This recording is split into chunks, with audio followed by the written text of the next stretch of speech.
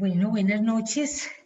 Nos alegra contar con ustedes en este banquete de psicoanálisis y literatura que tendremos hoy en las lecturas desde Freud hacia Lacan. Los dos videos de invitación fueron como los pasabocas o aperitivos de ese banquete.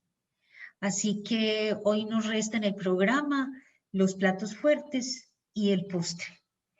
Para el primer plato fuerte será obviamente el texto de Freud. Vamos a leer una media horita, más o menos.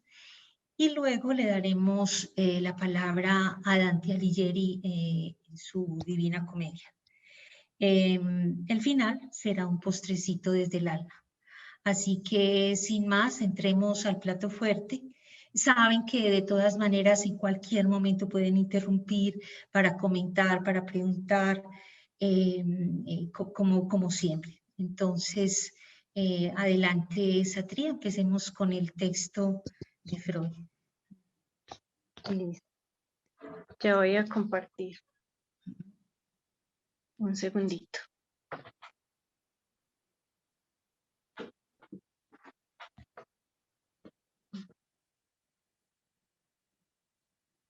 Ya.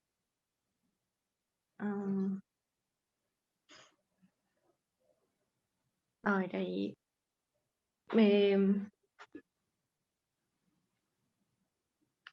Pantalla. Me cuentan si se ve. Ahí se está viendo el texto. Sí, ya. Bueno, entonces para los que de pronto tengan el texto en físico, estamos en la página 113. Empieza. Mira que no lo he ubicado todavía. Buenas noches. Buenas noches. Buenas noches. Estaba pasando mucho para entrar porque no me ha llegado el link. Qué bueno que llegaste. Ay, yo creo que a mí me estaban llegando, yo le estaba dando entrada a las personas, pero ya no veo. Entonces, Raquel. Yo te ayudo con eso, Satria. Listo. Muchas gracias. Entonces, bueno, empezamos acá. El título.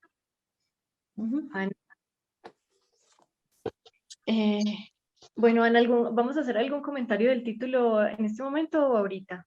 Léelo derecho, vamos leyendo. Bueno, entonces, tratamiento psíquico, tratamiento del alma, texto de 1890. Bueno, entonces acá en la nota introductoria del traductor, bueno, vamos a leer esta notica introductoria, la voy a leer yo y ya... Sí, y dame un segundito, devolvámonos también a esta, nunca lo hemos hecho, pero miremos el título, como está en alemán, ¿cierto? Y cómo se ha traducido, porque ahí hay un detallito que se nos había pasado por alto. Ah, el título arriba, en español. En español ya está, ¿cierto? Tratamiento psíquico, tratamiento del alma. Y nosotros sabemos que hay dos traducciones en español de las obras de Freud, la de Amorortu, esta de Echeverry, y la anterior, la de Ballesteros. Entonces me llama la atención que fíjense cómo está en alemán, ¿cierto? Yo no tengo ni idea de alemán, pero physische Behandlung. Y entre paréntesis, miren, es que él conserva el paréntesis, Behandlung, ¿cierto? Quiere decir que Behandlung es tratamiento y psíquico, y luego viene alma aquí. Ahora, en alemán, en español, las traducciones en castellano, Ballesteros o Ludovico Rosenthal, que es el traductor de Ballesteros, traduce psicoterapia, mientras que aquí nosotros en Amororto tenemos tratamiento psíquico en lugar de psicoterapia. Y tratamiento del alma que es más pegado al alemán, Seelen es alma, y Ballesteros tiene tratamiento por el espíritu, alma y espíritu. Son dos términos distintos. Razones tendría Ludovico Rosenthal para esa traducción, pero no riñen, en ninguna de las dos no riñen, ni la una es mejor que la otra, de lo que se trata. Y la dimensión, digamos así, poética de este subtítulo que Freud pone entre paréntesis. Solamente por decirles algo, es válido en la medida en que, por ejemplo, en francés, nosotros tenemos aquí el chiste y su relación con el inconsciente. En francés, chiste lo traducen como mot d'esprit, es decir, palabra de espíritu, como una palabra de ingenio. Entonces el espíritu es el ingenio, es el alma, digámoslo así, ¿cierto? Es otra manera de mencionar el alma. El alma es más poético, pero es lo mismo, digamos así, que el espíritu. Lo menciono porque va a ser uno de los elementos que nos vamos a encontrar en la Divina Comedia, para que lo tengamos presente. Bueno, esos detallitos frente a los títulos. Seguí, porfa, con esta notica. Entonces yo voy a leer esa notica y ya luego empezamos con otras voces del texto, si les parece. Entonces, no sé cómo se dirá, Die Gesundheit, la salud, era un manual de medicina concebido como una obra de divulgación en 2 volúmenes que reunían gran número de colaboraciones de distintos autores. El artículo de Freud, que integraba una sección del primer volumen dedicada a diversos métodos terapéuticos, se reimprimió sin modificaciones en la segunda y tercera edición, ocupando las mismas páginas que en la edición original. Para más datos referentes al descubrimiento de la primera edición de este artículo, véase mi introducción. Bueno, aquí mismo. Sí, entonces esto se publicó en este manual de medicina, ¿cierto? Imagínense, como una especie de enciclopedia de la salud, era una obra de divulgación, es decir, para un público amplio, ¿cierto? Que tenía pues diferentes contribuciones, pero todas respecto a la salud. No era una revista médica especializada, digámoslo así, sino algo del orden de una divulgación para un público amplio, ¿cierto? Y cuyo objetivo era la salud.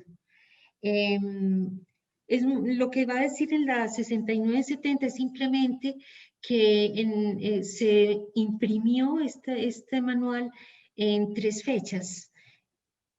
En 1890, luego no recuerdo bien qué época, y finalmente en 1905. Entonces, durante mucho tiempo se pensó que Freud había escrito esto en 1905 y no.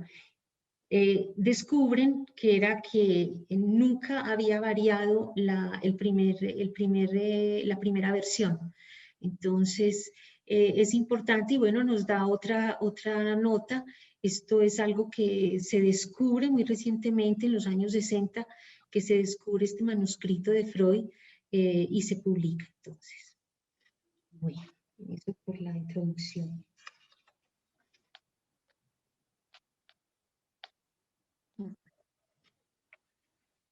Entonces, ¿quién se anima a empezar? Buenas noches a todos. ¿Yo podría hacerlo? Claro que sí, bienvenida. ¿Cuál es tu nombre? Amy Martínez. Amy, adelante, muchas gracias. Ok. Bueno, dice, psique es una palabra griega que en alemán se traduce de sila, alma.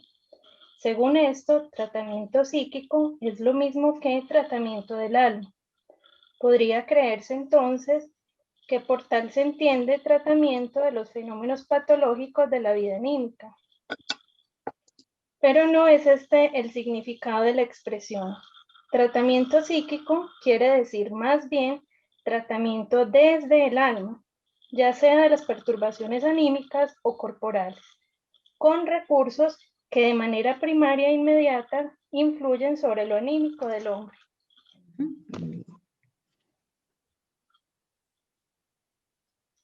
¿Continúo o hasta ahí? Hasta ahí yo creo que vale la pena que retomemos esta entrada.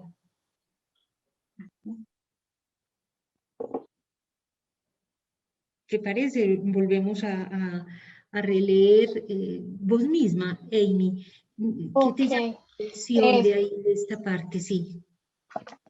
Nuevamente entonces desde arriba. Sí. Dice, psique es una palabra griega que en alemán se traduce sila, alma. Según esto, tratamiento psíquico es lo mismo que tratamiento del alma. Podría creerse entonces que por tal se entiende tratamiento de los fenómenos patológicos de la vida anímica. Eso, entonces ahí, tratamiento de los fenómenos patológicos. Creo que vale la pena subrayar eso. Tratamiento de fenómenos patológicos. Y realmente uno en un primer momento piensa que sí, ¿cierto? Es el tratamiento psíquico.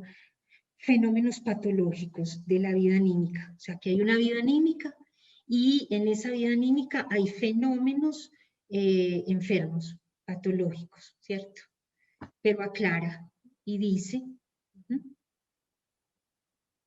Seguí, por favor. Perdón, Ana, pero dice Sí, podría sí. creer.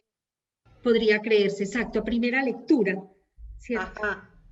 Uno va rápido y dice, bueno, entonces tratamiento de alguien que está loco, como decimos nosotros ahora, ¿cierto? O de alguien que está enfermo en términos del alma, psíquicos. Pero, dice, hay subraya que no, ¿por qué? Leí, porfa.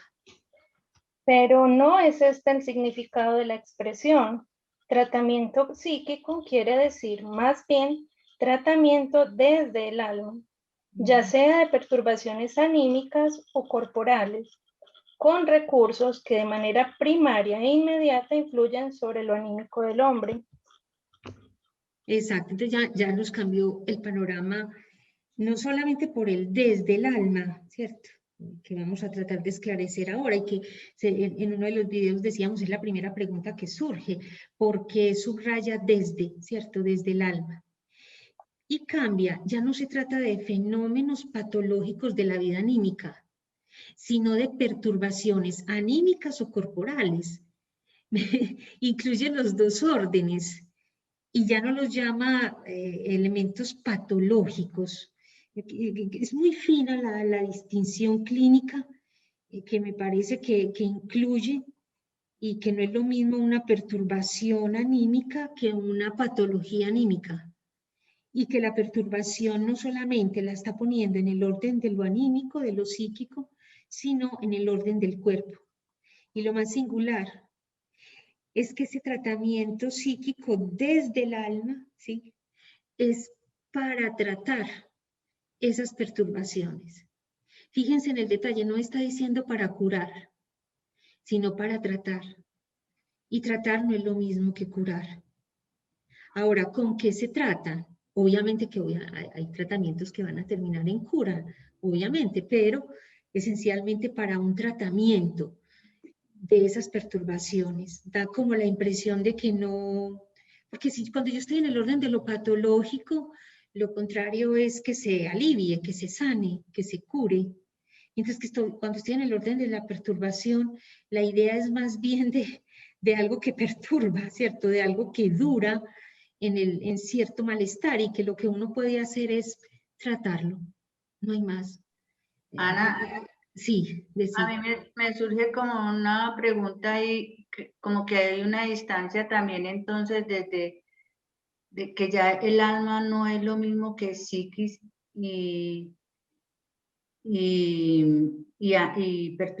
lo anímico, sino que hay como ya una diferencia, porque es desde el alma que se tratan desde el alma, como si el alma fuera un instrumento, pues diría yo, o sea, ya no es el tratamiento del alma y ya no es igual a anímico, sino que es desde ahí para tratar las perturbaciones anímicas.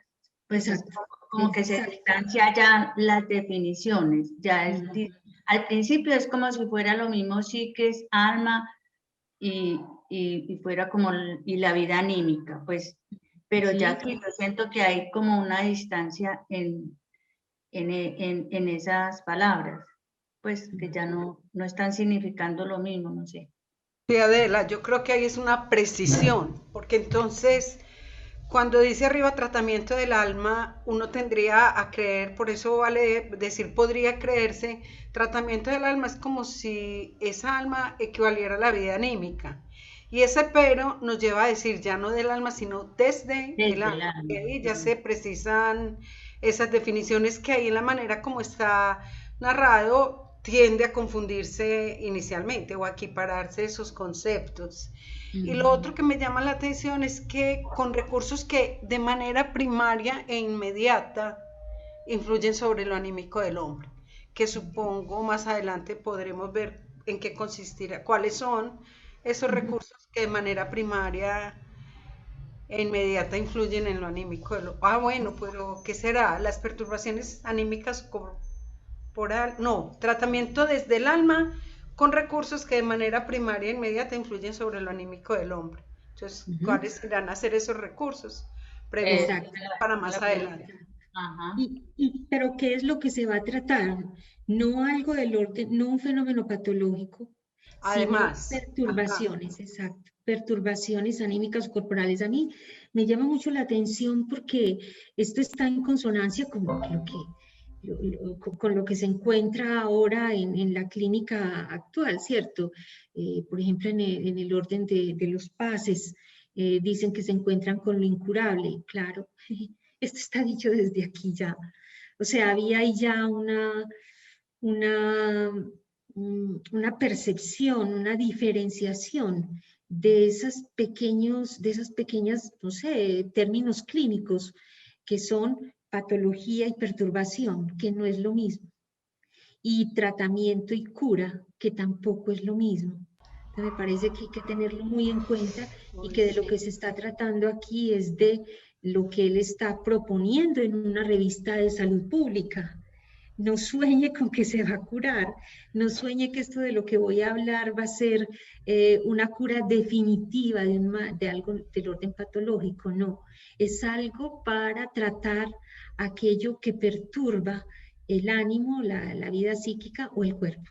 Y bueno, ya Ana, vamos de ahí la importancia de esta lectura detenida que hacemos, porque es que si claro, uno da una lectura así a grandes rasgos, es tan fácil empezar a confundir y a interpretar y a suponer, y a mí me parece que aquí se precisan esas definiciones, parece una sutileza, pero tan importante observarlas. fundamental. Sobre todo es eso, el cuidado clínico de que queremos darle, pues, o sea, el registro, el nivel clínico que le queremos dar y que tiene la lectura de por sí, es que está ahí, nos indica. Entonces, para que tengamos en cuenta eso, que a veces se le echa pues se critica a Freud en ese sentido, que el Freud de antes, que quería curar, que no sé qué, pues miren, nos encontramos que desde este texto que va a ser fundamental en lo que va a continuar de su trabajo de investigación, él no era ingenuo, no se estaba engañando. Hay algo incurable en el orden humano y lo único que uno puede hacer es de alguna manera ese tratamiento con estos recursos que son los que vamos a encontrar y que de los que nos va a hablar. Estos recursos de manera primaria e inmediata que influyen en lo anímico del hombre. Sí, Satria. No, que a mí me parece como muy sutil el de y desde. Muy sutil porque no me parece como tan fácil de ver, porque entonces uno dice, cuando yo escucho tratamiento del alma, inmediatamente pues, leo o entiendo lo que él dijo que uno podría suponer, que va a tratar el alma. Entonces él dice, no es tratar el alma, sino desde. Pero entonces, ¿qué dice que desde? Como con recursos que de manera primaria van a influir sobre lo anímico del hombre. Entonces a mí me parece que, no sé, como que fuera desde el alma, porque los recursos de manera primaria influyen en lo anímico, pero no sé, o sea, los recursos que va a utilizar también tienen que ver con eso mismo psíquico, con el alma, y también van a afectar el alma, como que son desde el alma y para el alma, pero pues yo no sé, como que... Para el alma y para el cuerpo, porque es desde el alma, con recursos de cierta índole, o sea, de esta naturaleza, primarios. Desde el alma, yo trato con recursos primarios, perturbaciones, y con recursos primarios que influyen en lo anímico del hombre, desde el alma, y yo voy a tratar perturbaciones de la misma alma y del cuerpo, pero con recursos que influyen de manera primaria sobre lo anímico del hombre. Es increíble.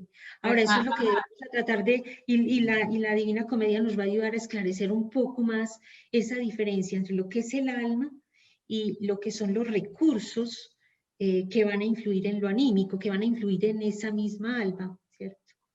Sigamos leyendo. Yo iba a preguntar como eso, que si se podría hacer como una diferencia entre lo que es el alma y lo anímico. Yo te digo, estaba buscando aquí precisamente como lo dice Ana, lo podemos relacionar después incluso con lo de Dante, porque mira, ánima, y si en la etimología, pues también significa alma de una persona, especialmente la de los difuntos que están en el purgatorio. No, ahí podemos tener alguna relación con cuando miremos lo de Dante, ¿cierto?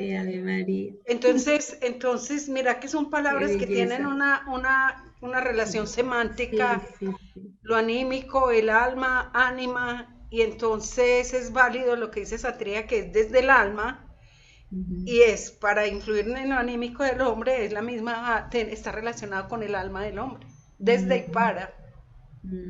Sí, qué belleza. Pero si el para es porque uno compara el alma con lo anímico, si es lo mismo. Vamos a ver, buena pregunta, Adela, vamos a ver si es lo mismo. Vamos a ver, yo creo que la Divina Comedia nos va a ayudar a aclarar un poquito. Otra cosa que a mí me llama la atención es generalmente en la cultura occidental la medicina hace una división en los tratamientos en la salud. El anímico siempre va a ser tratado por un lado, o sea, el psiquiátrico, y lo corporal por otro. Y él aquí unifica los dos tratamientos desde el alma para tratar lo patológico de los dos. Lo perturbador, sí. No uno solo. Sí.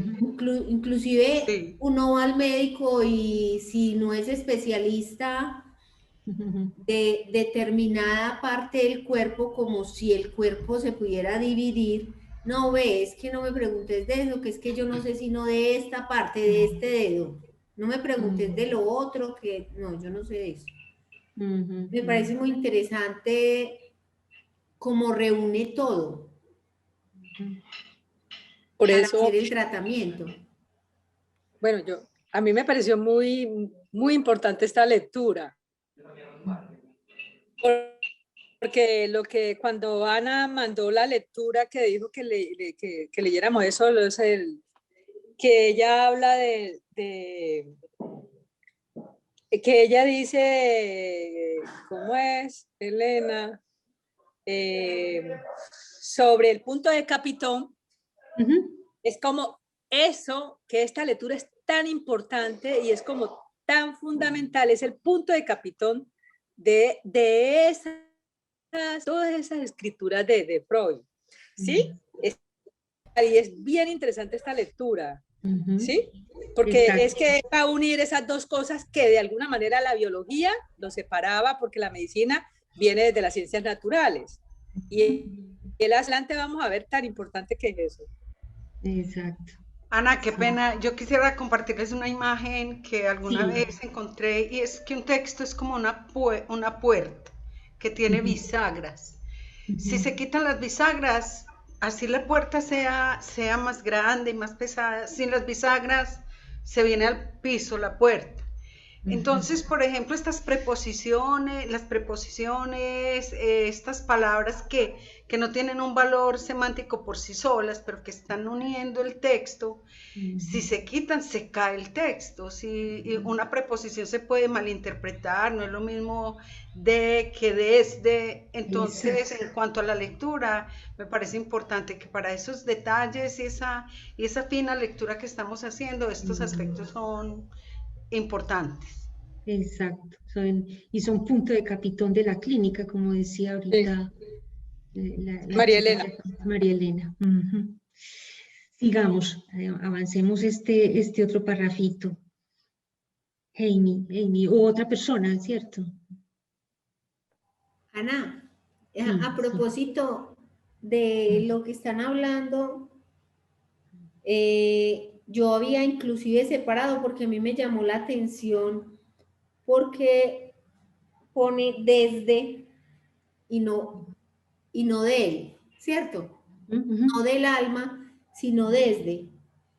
Y entonces saqué en una parte qué nos quiere decir con del. Entonces del, el significado de del es una contracción de la preposición del artículo.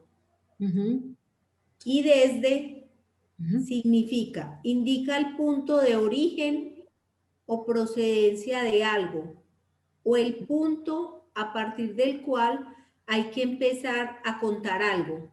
Eso. Se puede referir tanto al tiempo como al espacio. ¡Qué maravilla! O sea que ese es el punto de origen. Exacto. De la lectura. Ajá. Y qué hermosura, sea del tiempo o del espacio. No, chicas, maravilloso estas definiciones, nos van a ayudar muchísimo, como esta de lo anímico también. Bueno, les propongo que avancemos este párrafo para poder ver qué nos dice la comedia.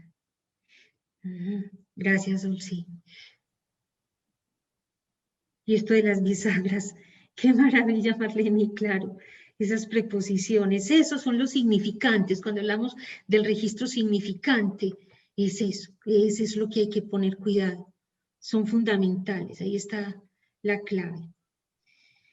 Bueno, sí, ¿quién quiere continuar? Qué bueno las voces nuevas. Bueno, si quiere yo leo. Sí, si quiere yo leo. Hágale. Bueno. ¿Quién? Sí, María Elena. No, María Elena, sí. María Elena, listo. Un recurso de esa índole es sobre todo la palabra. Y las palabras son el instrumento esencial del tratamiento anímico. Eso sí, bien interesante. El instrumento es, el lego hallará difícil concebir que unas perturbaciones patológicas del cuerpo y del alma puedan eliminarse mediante meras, entre comillas, palabras del médico. Pensará que se lo está alentando a creer en ensalmos y no andará tan equivocado. Las palabras de nuestro hablar no son otra cosa que unos ensalmos desvaídos. Pero será preciso emprender un largo rodeo para hacer comprensible el modo en que la ciencia consigue devolver a la palabra parte, siquiera, de su pristino poder ensalmador. Bien. Qué belleza, no creí que fuera a decirnos tan rápido un recurso. Y nada más y nada manera, menos. Y de alguna manera nos está planteando también que eso es de lo que va a tratar de decirnos en todo el texto, ¿cierto? Nos lo está presentando. pero será preciso emprender un largo rodeo para hacer comprensible el modo en que la ciencia consigue devolver a la palabra una parte siquiera de su prístino poder ensalmador. Eso es lo que nos va a mostrar de aquí en adelante. Yo creo que hoy no vamos a leer sino hasta ahí para que nos demos el recreíto con lo de Dante, que nos va a ayudar a pensar muy bien desde el alma. Yo creo que hoy esa va a ser la pregunta. Entonces, volvamos a primeras oraciones para marcar este párrafo, sí. María Elena, ¿querés volver otra vez a leer oración, por favor?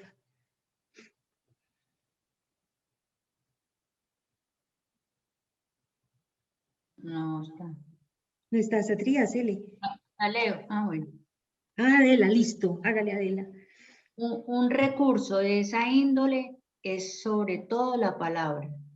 Y las palabras son, en efecto, el instrumento esencial del tratamiento anímico. Esa es la primera proposición. Exacto. A mí me llama la atención es que pues lo de un recurso, o sea que hay otros. Y lo otro es de esa índole, de la índole que está referido a la manera primaria e inmediata, ¿ok? De los que de manera primaria e inmediata influyen sobre lo anímico del hombre. Exactamente. Además dice sobre todo la palabra, no es cualquier recurso. De una, o sea que una palabra de una llega e influye directa, de manera primaria, o sea, primaria, no... Primaria es ¿qué quiere decir? Primaria es que no sin pasa mediación. Es el caso de una palabra traumática. Eso es de una, o sea, te dijeron, es que uno siempre dice eso, o sea, lo que me dijo me impactó, pero ¿cómo me decís esto? ¿Cierto? Uno se asombra. Es esa la manera, no puedo creer que me lo haya dicho, ¿cierto? Y otras veces son palabras que están ahí y uno no se da cuenta que lo impactaron, pero de manera primaria e inmediata. Eso sin mediación, sin entrar a reflexionar, porque la manera secundaria sería eso, la reflexión. Me dijo eso, pero bueno, ¿y si será verdad o no? No, aquí es de una. Lo dijeron las redes sociales, eso es así, eso es verdad. O sea, no se, la masa no se pone a pensar. No, y uno tampoco, o sea, lo lee y es así, lo dijo fulanito, es así, está pasando por las redes sociales, es así, no hay más. Y como en las redes sociales está dicho, eso de una manera implica una reacción o un trauma o algo, influye de manera inmediata, primaria, sin más, en lo anímico del hombre. Ay, pero a mí se me hace que ese primario también es en relación con aquello del cuerpo, pues no sé, me pareciera, pero por lo que ahorita dijo Ana, que me gustó como puntuación a lo que yo dije, cuando dice esos recursos que de manera primaria bueno, inmediata, pero yo pensé que ese primaria influyen sobre lo anímico, lo había puesto ahí, era porque digamos que de manera primaria no influían sobre el cuerpo, sino sobre lo anímico y tal vez de manera secundaria sobre el cuerpo, porque es para perturbaciones tanto anímicas como corporales. Exacto, Satria, esa es la pequeña vueltecita, porque la palabra llega a lo anímico, pero va a influir directo sobre lo anímico, qué distinción tan fina, y recae sobre el cuerpo. Toca el cuerpo, como diría Lacan, lo afecta. Que más adelante va a decir es al contrario, pues pues cuando uno sigue leyendo, pues ahorita dice que fue al contrario, que todo estaba en el cuerpo y que influía era en el alma. Bueno, pero eso todavía no hemos llegado allá.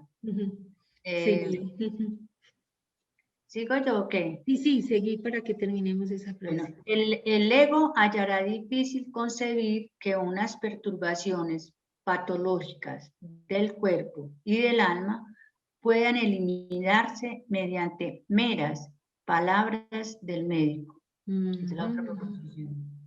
Y esa es la utilización del recurso. Perturbaciones patológicas del cuerpo y del alma pueden eliminarse mediante meras palabras del médico. Eso no es fácil. El ego, justamente para la gente que le está escribiendo, ¿cierto? Seguir. Ana, pero ahí recoge nuevamente perturbaciones patológicas. Lo que pensábamos arriba que la perturbación excluía lo patológico, pareciera que no. Pareciera que no, pero arriba eso, y arriba dices fenómenos patológicos. Fenómenos patológicos de la vida anímica. Uno diría, por ejemplo, el fenómeno de la psicosis, ¿cierto? Pero una perturbación patológica del cuerpo. Más adelante vamos a ver que va a describir un montón, ¿cierto? Dolores de cabeza, diarreas o al contrario, todos esos fenómenos son perturbaciones patológicas del cuerpo, más bien que un fenómeno patológico. Me parece que debemos tratar de mirar eso, cómo maneja el asunto. Ana, y el ego, a mí me llamó la atención lo del ego, y mira lo que hablan del ego, que carece de experiencia o conocimientos en una determinada materia. O sea que él por eso les está explicando. Exacto. No son médicos. Él es el que desconoce sobre un tema. Es la gente del común. Que desconoce sobre un tema determinado. Ajá. En este caso de lo que él está hablando. De la especialidad, es como una revista de salud que uno se encuentra en el consultorio de un médico para difusión, divulgación. Ahora, eso, el crear, es increíble pensar que las solas palabras tengan algún efecto, ¿cierto? Y dice, pensará que se lo está alentando a creer en salmos. Y no sé si buscaron en salmos, sí, digan. Como lo que hacen los curanderos, todo ese retaile dice que de propia de los curanderos. Exactamente. Curan con palabras. Es lo que va a recoger Lacan luego de Lévi-Strauss sobre la eficacia simbólica, ¿cierto? Es cuando nos habla de la eficacia simbólica y ya pues desde el orden, desde el punto de vista de la antropología estructural y eso, pero es lo mismo. O sea, estamos en el mismo fenómeno de las palabras ensalmadoras. Ahora, pensará que entonces él está, es cierto que en conjuros, como hace una bruja, ¿cierto? Abracadabra, bueno, patas de cabra, que esto se convierta en algo. Y ya, solamente porque la palabra lo dijo, por la varita mágica, se convirtió en otra cosa. Entonces, pensará seguramente eso.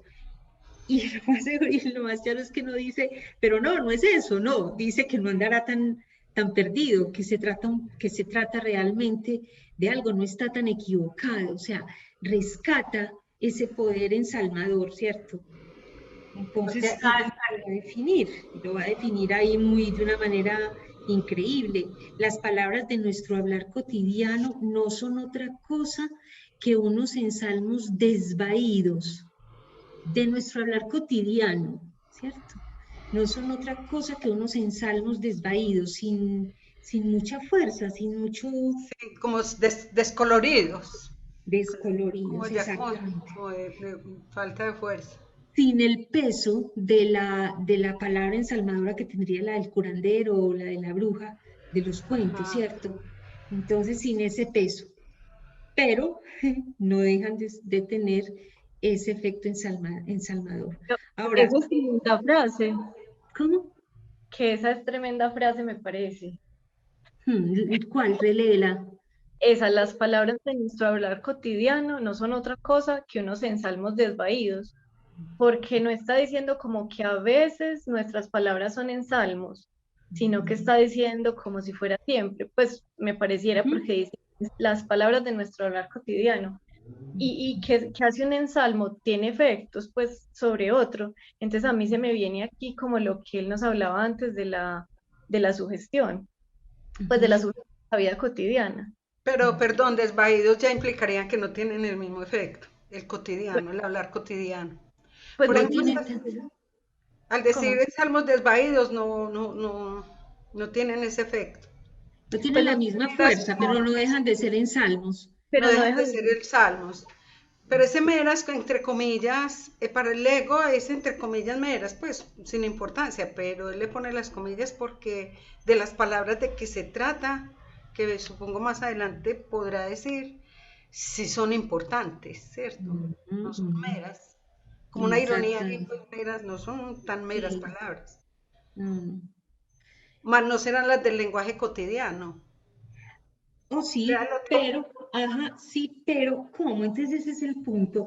Ya ahí es como veían ustedes en el video, es cuando me remitió a la manera como Lacan hablaba en el 53 de la palabra como el único medium, o sea, que además, pues, para colmo de males de que uno está metido aquí en el orden de un ensalmo, desvaído, pero ensalmo, y ya llega Lacan y remata diciendo que se trata de que es el único medium, no dice ni siquiera el único medio o el único recurso, sino el único medium, y nos mete otra vez en el orden de los medium. Sí me hago entender, haciéndole un poco de eco a esto del ensalmador, porque todos conocemos que es un medium, ¿cierto? Sí, Ana, pero quizá con la condición que sigue en el otro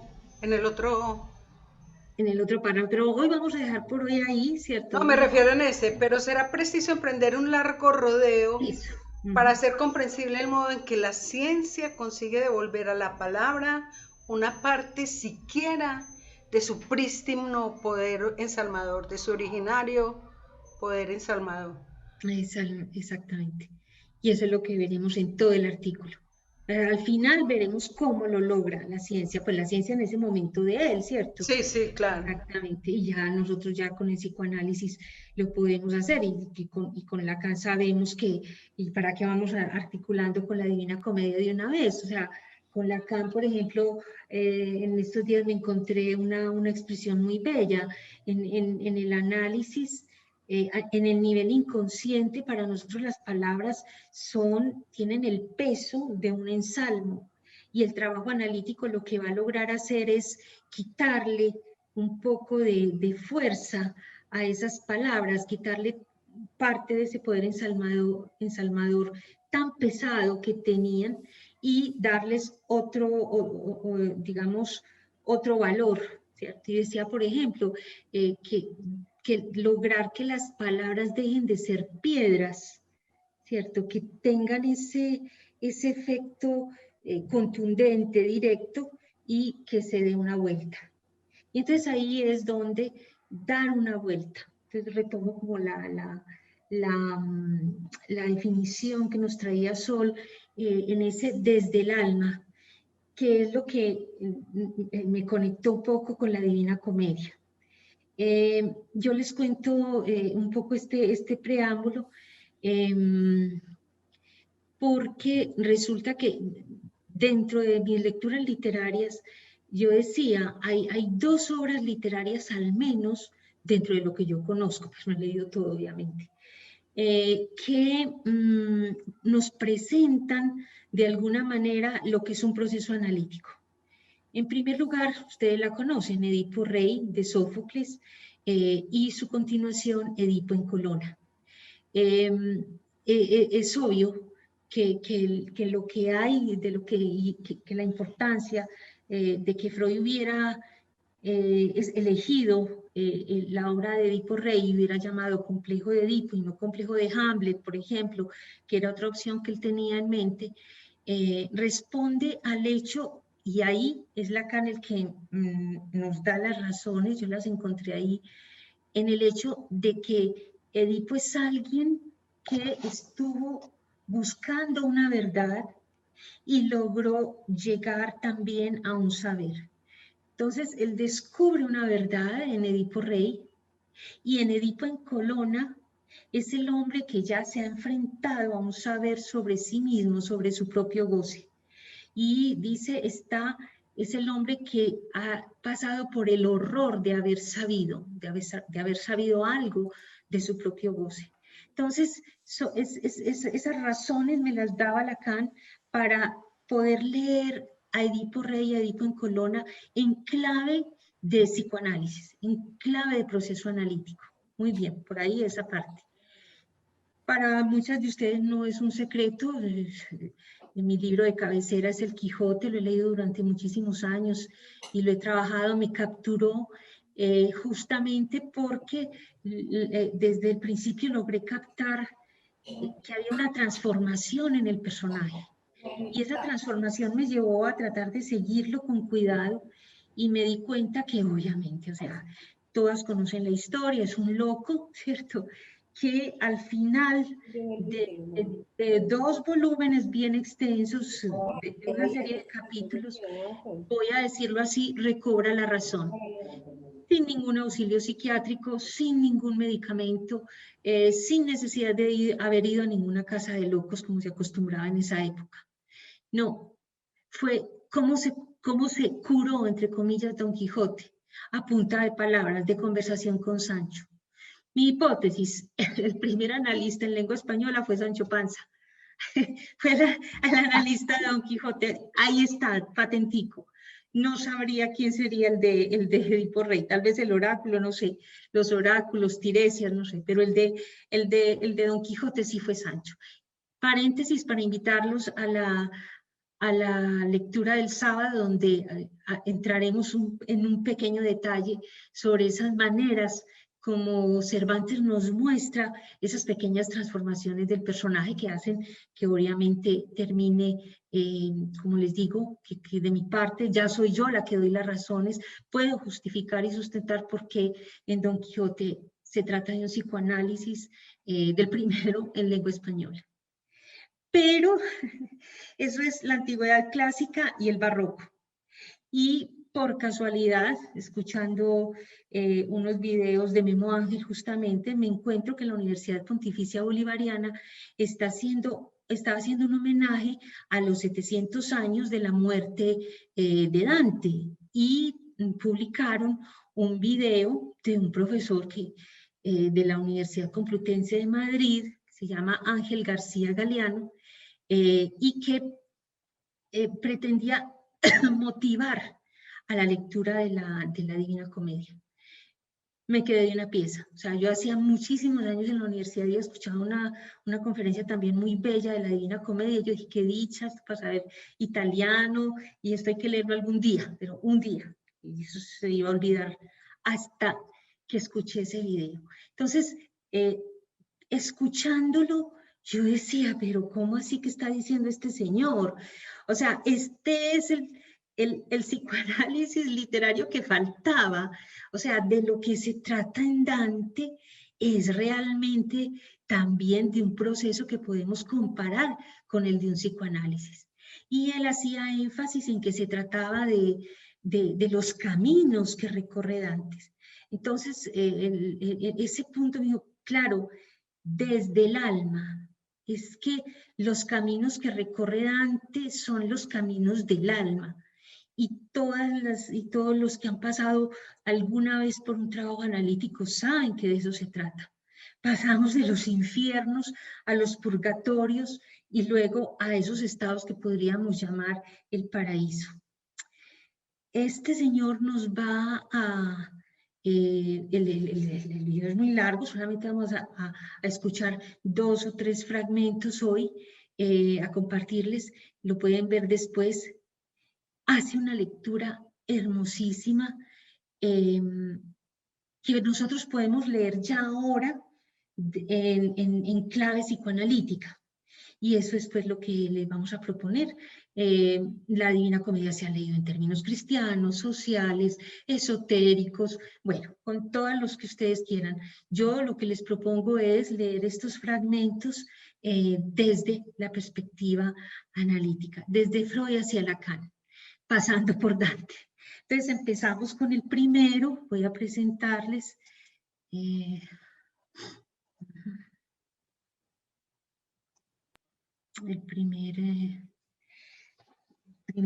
he titulado los fragmentos así. El primero es el del caminar. del caminar. Él va a presentar a Dante.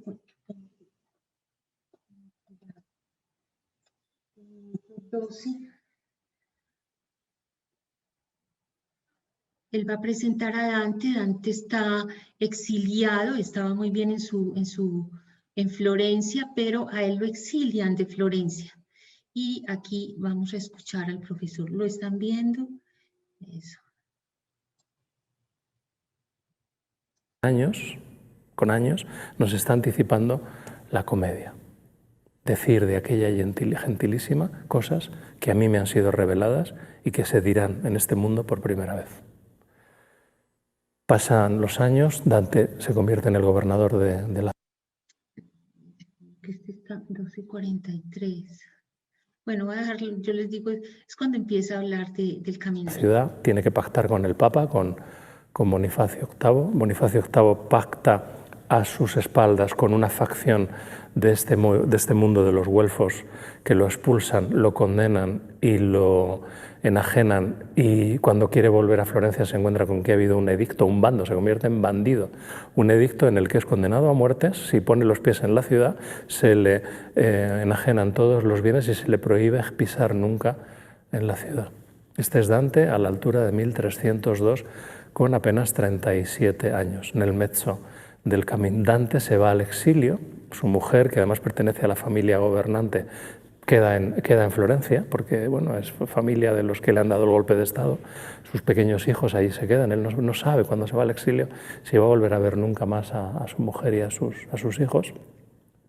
Se va en la extrema pobreza y es acogido por una serie de mecenas que, dada su tremenda entidad humana y espiritual y política y filosófica, pues lo acogen y lo ayudan durante esos años, sobre todo en Verona, donde encuentra una verdadera paz y una verdadera posibilidad de tranquilidad para poder escribir y para poder seguir investigando. Y luego más tarde en Rávena, donde muere víctima de la malaria el 13 de septiembre de 1321. El año que viene celebraremos el 7º centenario de la muerte del más grande escritor que ha tenido este mundo, ¿no? Y habrá muchos eventos, evidentemente, para conmemorar esta fecha, ¿no? En el exilio, Dante escribe una serie de libros, algunos los abandona, unos en latín, otros en lengua vulgar, porque claro, aún no estaba arreglada. Escribe un libro filosófico que se llama El Convivio, que son unas glosas a sus propios poemas, en donde intenta llevar desde la filosofía el sentido último de las cosas, la explicación del sentido de esta vida, de esta existencia, y lo abandona porque se da cuenta de que para llegar al sentido tiene que hacerse desde la poesía, no se puede hacer desde la filosofía. Es decir, la filosofía es analítica, es dual y no profundiza desde su incapacidad mental, no profundiza en aquellos lugares a los que puede llegar el símbolo, a los que puede llegar verdaderamente una visión penetrante de las cosas. Entonces abandona el convivio y se pone a escribir la comedia, y a ese cometido de hacer un pequeño resumen y de caminar juntos hacia ese peregrinaje que es el del propio Dante, les voy a llevar de la mano. La comedia empieza así, todos se lo saben. Nel mezzo del camin di nostra vita mi ritrovai in una selva oscura que la dritta vía era smarrita. En la mitad del camino de nuestra vida me volví a encontrar en una selva oscura porque había perdido el camino derecho. Nunca mejor dicho lo de empezar las cosas en medio de las mismas, ¿no? En la mitad del camino. Miren, en italiano, en el mezzo del camin no significa camino, porque eso sería vía, y ya lo dice luego, significa caminar. Poco al sentido de don Antonio Machado, caminante no hay camino, se hace camino al andar. Es el caminar lo que ha perdido, es el sentido lo que ha perdido, y la manera de evidenciárnoslo es que se encuentra de súbito, de sopetón, como si despertase de una pesadilla, o mejor, como si se introdujese dentro de ella, se encuentra en una selva oscura. Piensen qué significa una selva. La selva es lo salvaje. Luego dice unos versos más allá, esta selva selvacha, esta selva salvaje, que solo con el pensiero, solo con el pensamiento me vuelve el miedo. Me vuelve el miedo. Es decir, solo pensar en aquel momento en que yo estaba completamente perdido en la selva oscura y se me pone la carne de gallina del miedo que pasé. ¿Quién es ese personaje que dice yo? Hasta ahí. Ese es el primer fragmento que les quería compartir. quería subrayar, por un lado, el hecho de cómo Dante abandona la dimensión filosófica para asumir el registro poético. Es en el registro poético donde va a centrar toda su escritura. O sea, él como escritor opta por esa dimensión poética. Sabe que ahí hay algo ya que va a tocar la dimensión humana, digo yo, que supongo que es la que lo lleva. Pero se habla mucho del humanismo, se le echa toda se habla mal del humanismo en general, pero aquí lo que quisiera hacer, lo que quisiera rescatar en el sentido psicoanalítico del término es cómo Dante, al llegar a buscar esto que es del orden de lo esencialmente humano, necesita pasar por el reverso moebiano de lo inhumano.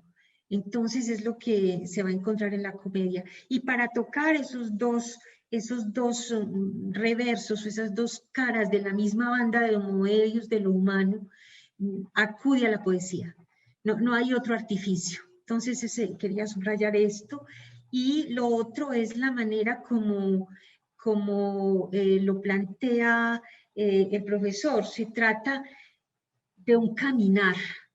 En la Divina Comedia se trata de un caminar, o sea, desde el alma, es desde el camino, pero no como vía, sino como caminar, como algo en el orden del acto de la palabra, en el acto del decir, porque él va a caminar de la mano de Virgilio. Ya vamos a ver la segunda parte, que es el encuentro con el analista, ¿cierto? Virgilio va a ser su analista, a mi juicio, durante una primera parte del trayecto, y luego él es el analizante.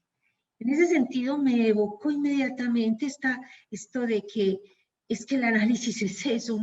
Una sesión analítica nunca sabe qué se va a encontrar, no lo sabe ni el analista ni el analizante, porque es en el caminar, en el trabajo de recorrer un espacio, como la definición que nos traía Sol, desde hacia, ¿cierto? Desde el alma, dice Freud, claro, en relación a que había otros tratamientos que son al contrario, desde el cuerpo. Entonces, Freud va a decir, es desde el alma hacia el cuerpo, como lo vimos a través del ánima, de lo anímico. Pero también los médicos habían pretendido que fuera desde el cuerpo hacia el alma. Aquí se trata desde lo humano, desde lo inhumano a lo humano, ¿cierto? En un trayecto de palabra, tal cual como en un análisis. Por eso es que me pareció tan precioso y que este recorrido que él nos enseña a mirar en la Divina Comedia me evocó tanto lo que es el trayecto analítico, que es bien estático, pero que es bien, que implica un movimiento constante. Entonces, recordé, les decía, en los otros escritos de Lacan, me encuentran en los otros escritos, en la página 395, él va a referirse, va a hacer un informe final de su seminario, El acto analítico. Y nunca olvido, porque es que acto remite a veces como a cierta estática, y no. Él lo va a definir de la siguiente manera. Les voy a leer para que nos demos cuenta cómo, sí, o sea, lo que ocurre, este movimiento del caminar en la Divina Comedia es semejante a este caminar del análisis como acto analítico. Dice, digamos primero, dice Lacan, el acto a secas acontece por un decir, a partir del cual el sujeto cambia. Andar no es un acto solo porque se diga eso anda, eso camina, o incluso andemos juntos. No, sino porque hace que yo pueda llegar allí, yo llegue allí, en el presente mismo de la palabra, ¿cierto? sino, repito, sino porque hace que yo llegue allí, se verifique en él, en ese acto del decir. Entonces quería subrayar ese punto que nos va a ir empezando a pensar en la Divina Comedia de otra manera. Les confieso, yo nunca la he leído. Les digo sinceramente, apenas voy a buscar el libro para empezar a leerlo. Pero ya hay otra clave aquí para leerla en este recorrido desde el alma. Y miren lo que dice Freud tan bonito, o sea, desde el alma con un único recurso, el de la palabra. Y eso es otra cosa, o sea, la palabra no como significación o lo que sea, sino la palabra hay que pensarla en términos poéticos, ¿cierto? En la poesía, y eso lo sabía Dante, es decir, en términos de desbaratarla en todos sus niveles, fonético, fonológico, semántico, etc. Bueno, el tiempo corre muy rápido, vamos con el encuentro del analizante y el analista, está en el minuto 18. Bueno, es el encuentro con... En la Divina Comedia, el número 3, que ahora les explicaré, es muy importante, estos tres animales lo echan para atrás, el hombre vuelve atrás y está completamente desesperado porque cree que su vida se ha perdido y que no tiene sentido y que está completamente abandonado y perdido, como en realidad lo estaba, porque piensen en qué situación está escribiendo todo esto. Pero lo que Dante quiere es que también usted se sienta así, se identifique con ese no encontrarle sentido a las cosas. Dicen que cuando el discípulo está pronto, en este caso por desesperación, por sufrimiento, cuando el discípulo está pronto se le aparece el maestro. Nosotros diríamos, cuando el analizante está pronto se le aparece el analista, encuentra un analista. Y efectivamente, de repente cuando está completamente desesperado y a punto de abandonarlo todo y de no saber muy bien qué hacer consigo mismo, se le aparece la figura de un ser que él admiraba y amaba muchísimo, y lo reconoce. Se le aparece Virgilio. Virgilio, el autor de la Eneida, el autor de las bucólicas, el autor de las geórgicas, Virgilio, el gran poeta de la corte de Augusto. Tu sei il mio maestro e il mio signore, le dice arrodillándose y venerándole. Tú eres aquel por el cual mis versos tienen un poco de honor, un poco de honra. Virgilio le explica que ha venido a ayudarle, el maestro. Luego veremos quién es Virgilio desde un punto de vista simbólico, que es lo que aquí queremos tratar. Virgilio se le aparece y le explica que en el cielo están muy preocupados por él. Tanto la propia Virgen María como Santa Lucía, como, y aquí aparece, Beatrice, han visto que este hombre está perdido. Y Beatrice desciende a donde está Virgilio, que está en el limbo, a donde llegaremos dentro de 4 cantos, el limbo de los justos, que no han tenido la gracia de la redención porque vivieron antes de la misma y viven ahí sin esperanza, pero tampoco sin sufrimiento. Entonces llega ahí Beatrice, se le aparece a Virgilio, una mujer bellísima, llorando, que le dice estos versos extraordinarios. Un amigo más de la desventura que mío, un amigo más del infortunio que mío, está sufriendo y yo tengo que ayudarle. Por favor, baje, o en este caso suba desde el limbo, suba y ayúdemelo, porque yo le voy a estar esperando en el paraíso terrenal.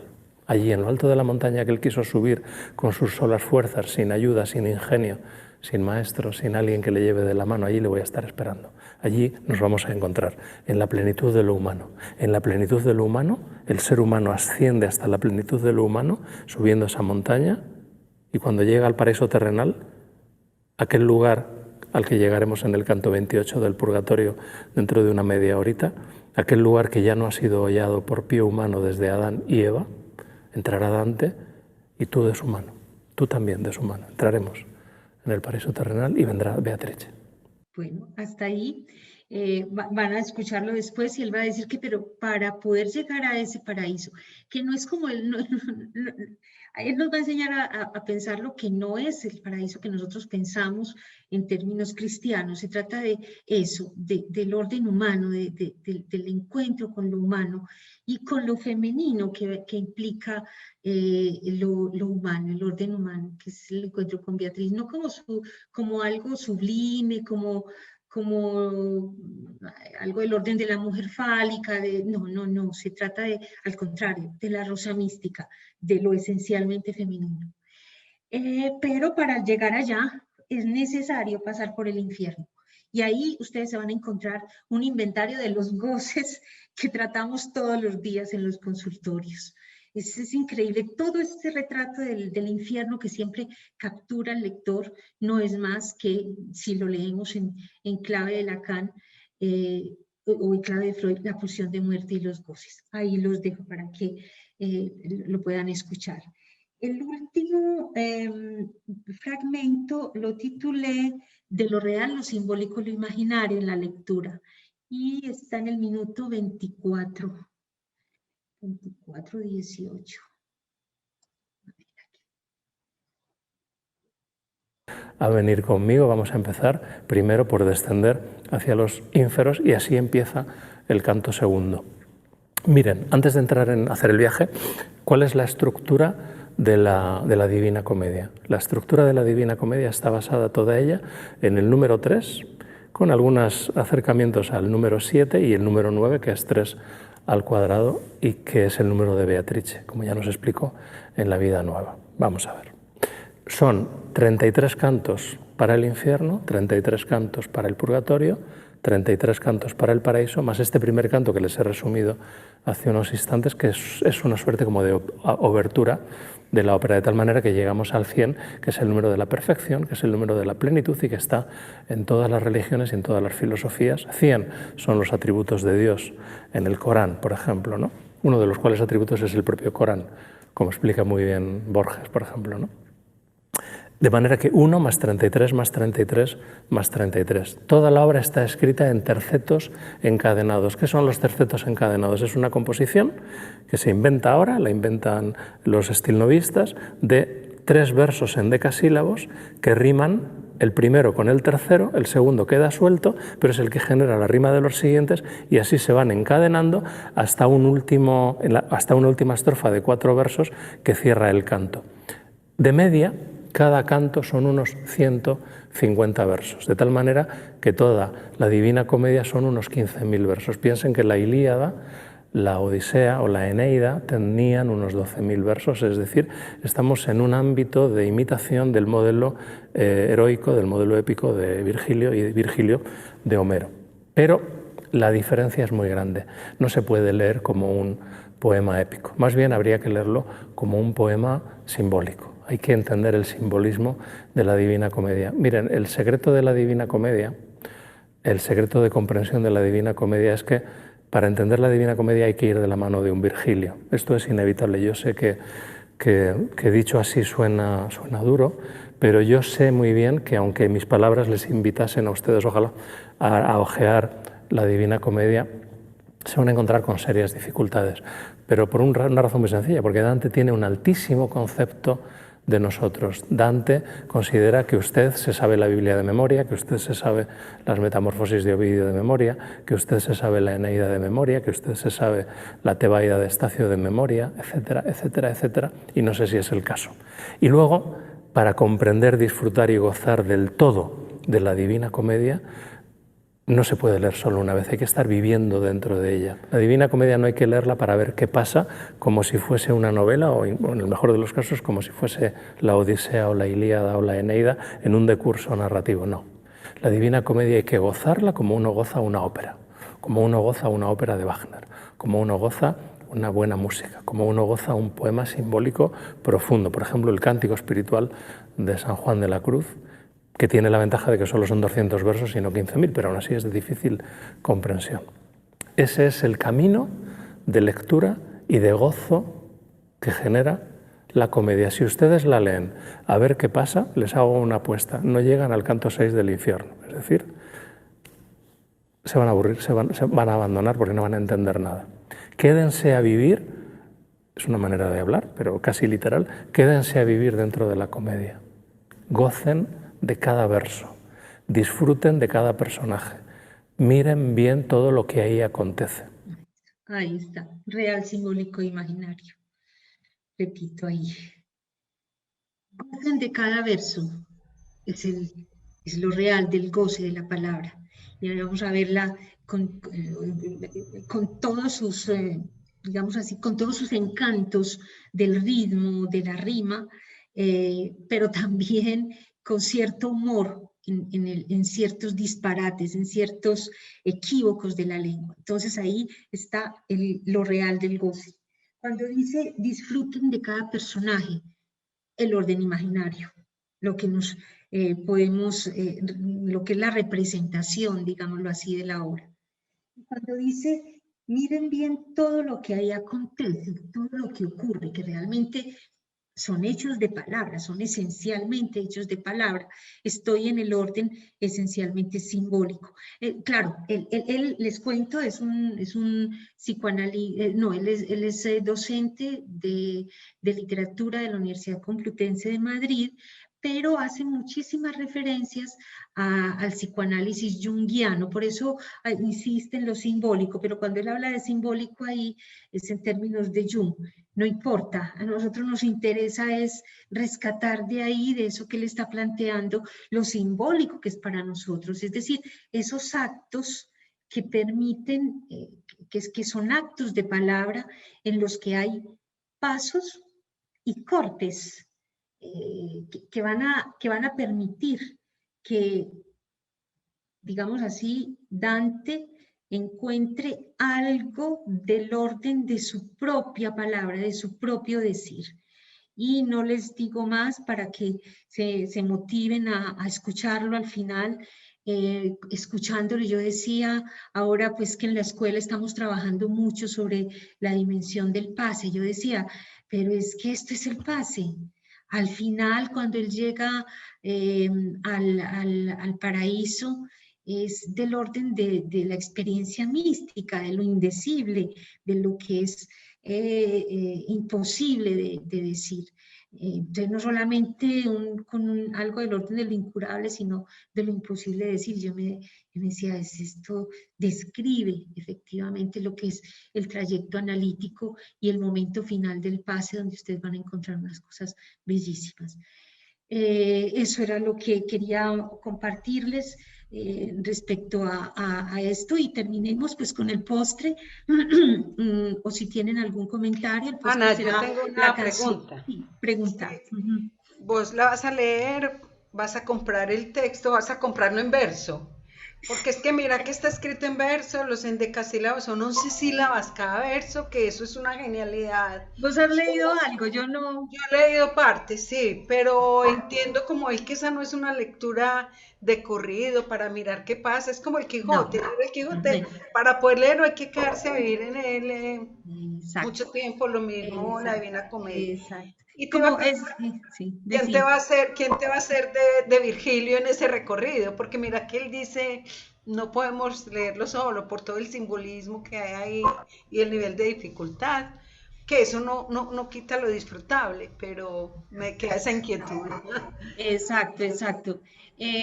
Dame un segundo. ¿Quién me va a hacer de Virgilio? Pues él mismo, y estos videos. Sí. Les cuento que, entre otras cosas, le escribí, queridísimo, este señor está dispuesto a que conversemos, de pronto lo traemos a las lecturas. Creo que realmente vale la pena, les sugerimos los dos videos que tiene este video y otro también guía para leer, guía para principiantes de lectura de la Divina Comedia, y sugiere unas ediciones completas. O sea, él es el Virgilio que nos va a ayudar, yo no veo más, será. Entonces escucharemos los videos y tenemos ocasión de conversar con él. Muy válido. Ajá. Y escúchenlos y ahí aparecen las ediciones que sugiere. Sí, ¿alguna otra? Sí. No, digo yo, pues se me ocurre que de pronto como Virgilio también pudiera servir las cosas que se han aprendido del psicoanálisis, pues que de pronto también puedan ser claves para leer, aunque no nos estén hablando de la Divina Comedia, pero que tal vez ayuden pues como a adentrarse en esa lectura. Yo tampoco la he leído. No, pero es que imagínense, por Dios, no, la maravilla, claro, entonces ustedes saben que siempre yo me pregunto, va en la vía de lo que dice Satría. Bueno, ¿y qué dijeron Freud y Lacan de la Divina Comedia? Con Freud está claro que él la leyó, que la lleva en el alma, que la tiene clara, él te habla, así como habla del Quijote habla de la Divina Comedia, con una naturalidad está en él. Bueno, no hay problema. Voy a buscar en Lacan, y ustedes se imaginan, tiene 14 citas respecto a la Divina Comedia. Ese es otro banquete que nos tenemos que dar en alguna ocasión. Vamos a ver si lo proponemos para las piezas sueltas de la escuela antes de que termine este año. Es eso, o sea, tener razón, Satria, o sea, es ver también desde esa perspectiva. Yo aquí estoy proponiendo simplemente pues como unos elementos para escucharlo a él desde la perspectiva analítica, pero nos vamos a encontrar esa riqueza. Que 14 citas, 14 intervenciones le haya merecido la Divina Comedia a Lacan, eso hay que verlo. No he leído ni la primera, no sé qué dice, pero ahí está la inquietud. Entonces, tenemos esta posibilidad, entonces, como les digo, de vincular psicoanálisis y literatura a partir de este registro significante, de esta frase sencilla que nos puso a pensar y que es gracias a esa poesía que Freud lleva, porque es que él está claro, vamos a hablar del tratamiento desde el alma, no del tratamiento desde el cuerpo, pero la insistencia en meterlo en paréntesis, tratamiento del alma, y luego subrayar que se trata desde el alma, eso ya desde el alma, eso es poesía. Eso ya es poesía, por todo lo que estamos viendo. Es un camino desde el alma, pero un camino que ya vimos. No se trata de la épica. Eso, yo tenía la profesora de español, de mi literatura española, Dora Tamayo, nos decía, ¿qué ocurre en el Quijote? Nada. Es un tipo que simplemente sale a dar unas vueltas ahí alrededor de España y que no hace más que conversar con Sancho. O sea, lo único que ocurre es un acontecimiento, un acto de palabra, lo mismo. Bueno, a veces es como las aventuras del alma, digamos así. Terminemos con la canción, quería que la escucháramos y la leyéramos, porque la canción desde el alma también siempre me ha gustado mucho, nos invita a eso, sobre todo porque es una canción donde hay pregunta, y ustedes saben que cuando hay pregunta está el sujeto, ahí encontramos sujeto, es muy bella. Sí, puedo compartir para que terminemos con este postre. ¿Dónde estoy? Me perdí. Compartir. Ana otra vez debe compartir porque había dejado de compartir. Sí, yo de compartir, sí. ¿Dónde está? Yo diría que es una cereza porque todo el encuentro fue un postre. No, y que nos animemos a leerla, a buscarla y a leerla. Nos va a acompañar de todo el tiempo en esta lectura de este texto. Bueno, con esto nos despedimos entonces. Adelante.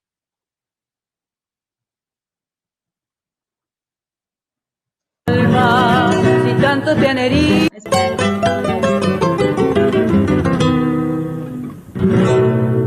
Alma, si tanto te han herido. ¿Por qué te niegas al olvido? ¿Por qué prefieres llorar lo que has perdido?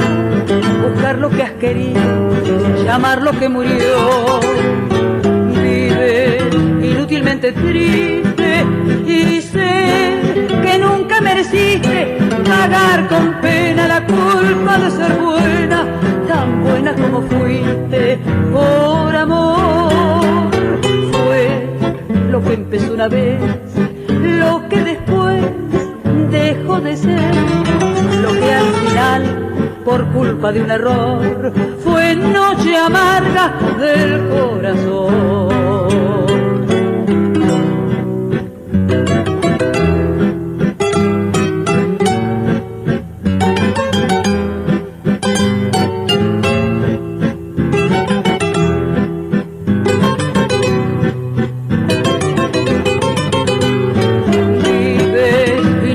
Triste y sé que nunca mereciste pagar con pena la culpa de ser buena, tan buena como fuiste por amor.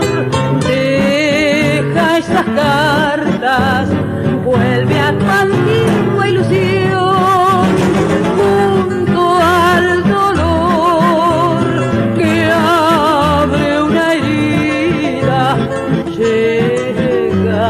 La vida trayendo tu amor. Alma, si tanto te han herido, ¿por qué te niegas al olvido? ¿Por qué prefieres llorar lo que has perdido, buscar lo que has querido, llamar lo que murió? Bueno, cortemos ahí en la pregunta, ¿cómo se hace en psicoanálisis? Ay, qué belleza, Ana, muchísimas gracias. Quedo hasta muy conmovida. Muy bello todo. Muchas gracias. Bueno, y como decía Freud, la ilusión pierde todo valor cuando estorba la vida. Y a veces nos aferramos a ilusiones que estorban la vida. Sí. Nos vemos. Hasta dentro de 15 días. Hasta luego. Ana, estuvo maravilloso el encuentro. Muy hermoso. Muchas gracias a todos. El texto. Uy, no, estuvo muy gracias, estuvo muy enriquecedor el encuentro. Muchas gracias y feliz noche. Muy rico. Muchas gracias.